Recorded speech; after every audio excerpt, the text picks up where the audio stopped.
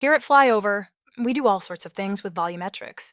First, our customers have us fly a site with either photogrammetry or LiDAR. We take that data and make a highly accurate 3D model.